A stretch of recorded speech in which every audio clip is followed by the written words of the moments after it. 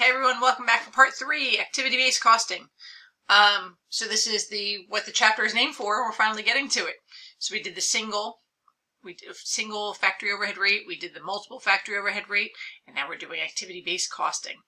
All right, all of these things are just about allocating factory overhead. So it's just different methodologies to do so, and you want to be somewhat accurate. Otherwise, your product costs are going to be wrong, right? You want to be able to have your product costs be as reliable as possible so that you know what you need to sell them for in order to break even. How much did it really cost to make them? So the more specific you can be in your calculations, the better off you are. So activity-based costing is a very popular method. It is more involved than the other methods. Sorry, I just got back in from walking the dog. Walking the dog and making lunch and switching the laundry, and here we are. It's time to focus on activity-based costing. Okay, so it's like I said, most accurate. It's more involved, right? So it means it's more work.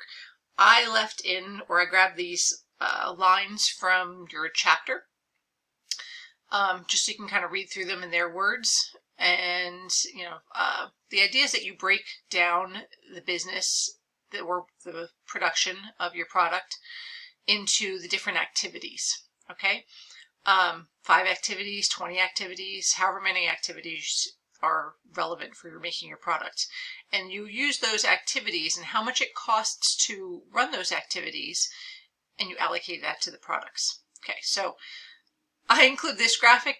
It's hideous. It's from your book.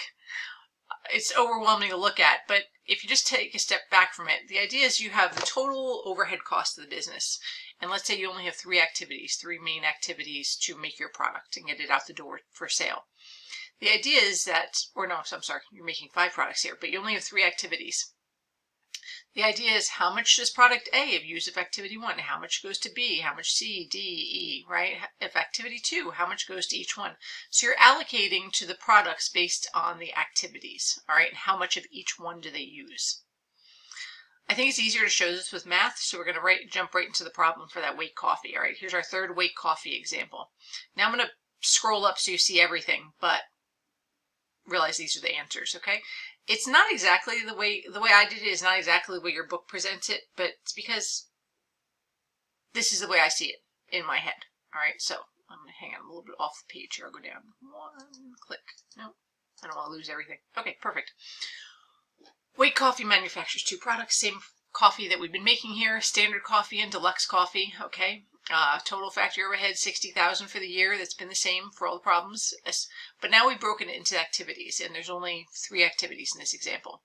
Assembly, inspection, engineering, okay? We're going to use those 3 activities and the cost of those 3 activities to allocate the factory overhead to standard and deluxe based on how much they use them. So this was given to you, all right? You've got the assembly department, inspection, engineering. For the assembly, how many times does the machine need to be set up, right? I don't know, maybe you're making a small coffee bag. I have no idea. I'm not even going to pretend to say I know what it takes to make coffee. Let's go with machine setups, all right? That means how many times do you have to change things in the machine or to produce the coffee, I guess. I don't know, light roast, dark roast, maybe things like that. Okay, so standard coffee takes 360 setups during the year. Deluxe coffee takes 440 setups during the year. Okay, all right. So if that's the cost, just logically, without the numbers, think about it. Deluxe takes more machine setups. That should mean that deluxe coffee bears more of the cost burden of the assembly department, right? And that's what we're doing here. Okay. Inspection. Standard requires more inspections for whatever reason, I don't know, than deluxe. Okay, then there's a whole inspection department and they inspect the standard coffee more often. Well, then they should bear more of the costs of that inspection department. Standard should, right? Whoever uses it the most should bear the costs. Engineering.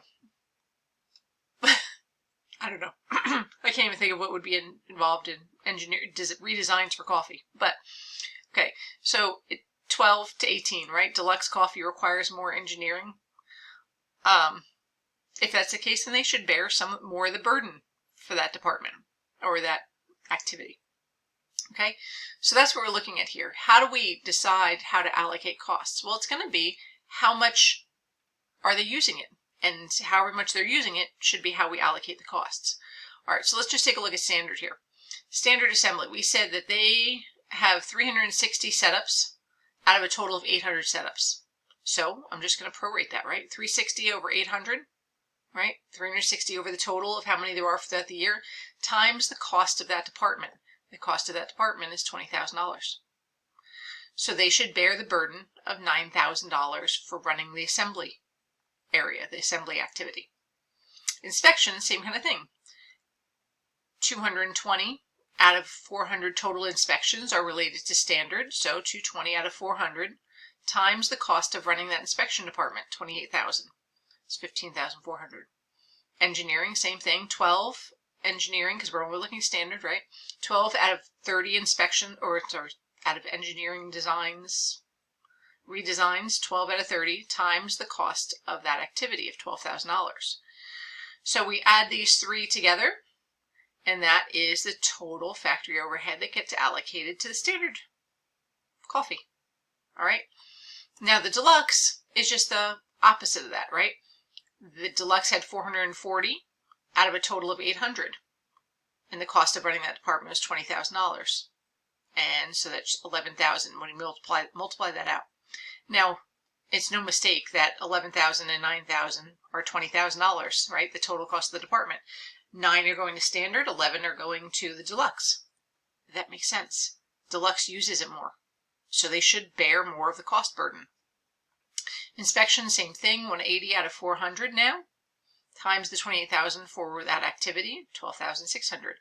They use it less than standard does. They should bear less of the cost burden. They do. $12,600 plus $15,400, that adds up to $28,000. Engineering design, 18 out of the 30. 18 out of 30 times the $12,000 for that activity, $7,200. Oh, I forgot an underline here. That winds up being $30,800 gets allocated to deluxe. Okay, so that's how I see it in my head. That's how I would have written it on the board, exactly the way you're looking at it here. Your book wants you to calculate. I mean, that's it. We've just done it. That's activity-based costing. Your book just wants you to do it a little differently. So I actually have their solution. Ready for this? On the last page. Okay, I just cut and pasted their solution from my solution set. Excuse me. So what they do is they calculate the activity rate for just one. Okay, so let me just, only because if you're putting this into your homework, it may be asking you for this intermediary step. So it's coming out with the same answers. This is how I see it in my head, and that's the cleanest way to see it, in my opinion.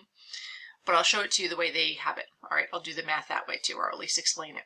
So here's the same beginning, right? All of this is just a copy and paste from right here.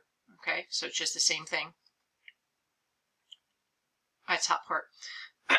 So what they do is they say there's 800 total setups.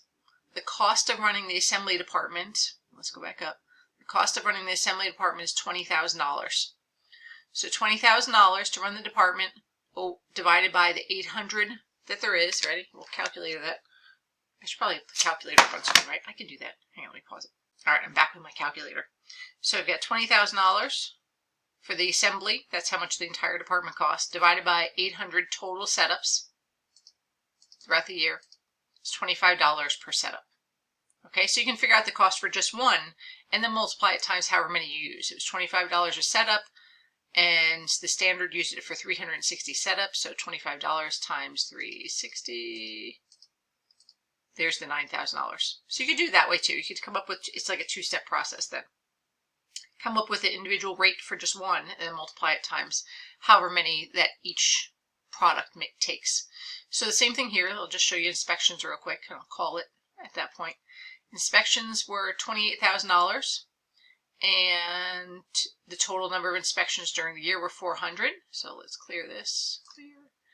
28,000 divided by 400. $70 per inspection.